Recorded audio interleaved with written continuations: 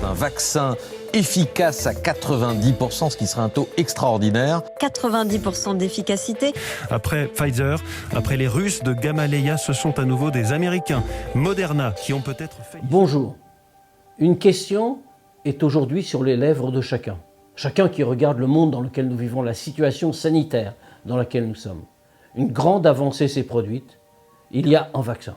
Ce que tout le monde attendait depuis des semaines et des mois, eh bien tout cela maintenant est apporté, il y a un vaccin. Alors bien sûr, l'interrogation est là.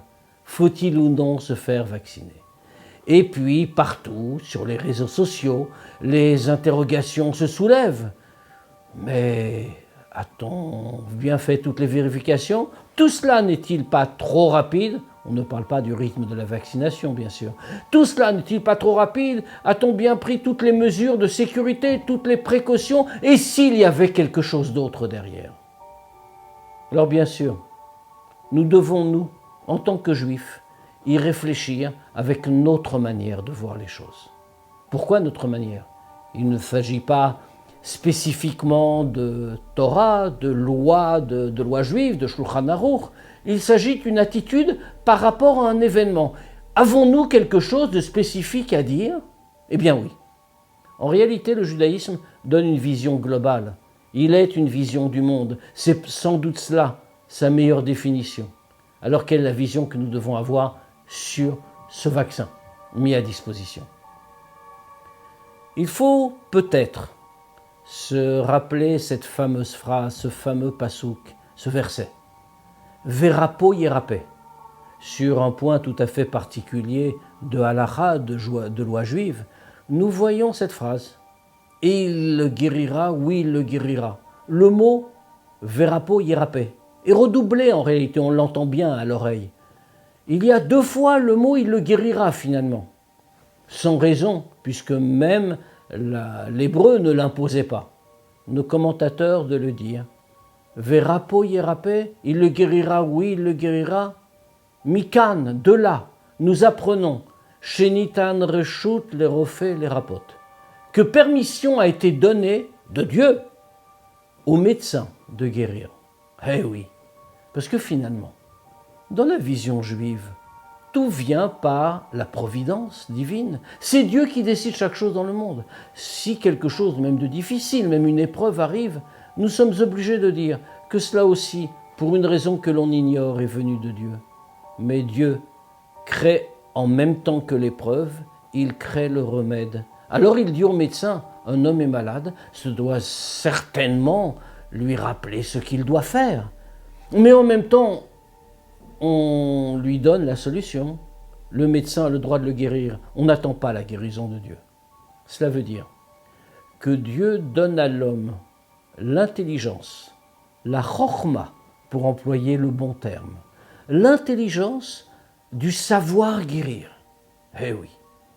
C'est-à-dire qu'il y a ici à la fois une possibilité et donc une obligation de mettre en œuvre tous les moyens possibles de recherche, de découverte, en un mot d'intelligence, pour trouver le moyen de guérir. Alors appliquons-le ici.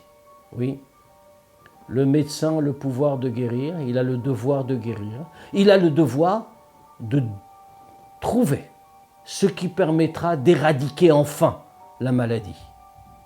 Nous affrontons tous la même épreuve.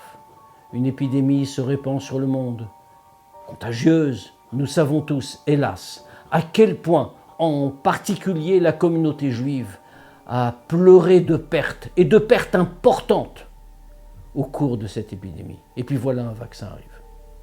Alors à ce vaccin, nous ne devons pas dire « nous ne savons pas ».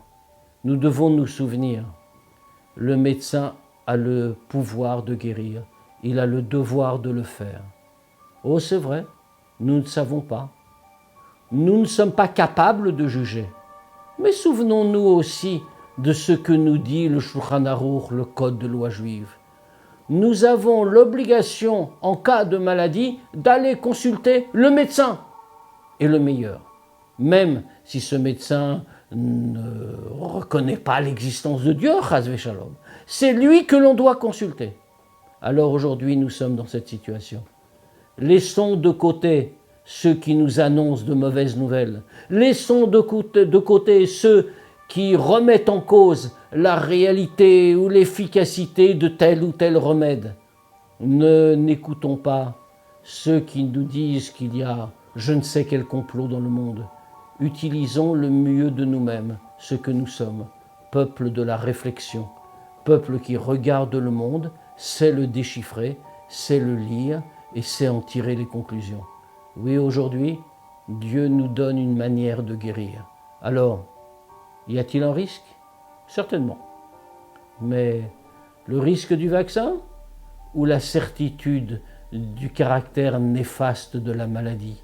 Que choisissons-nous?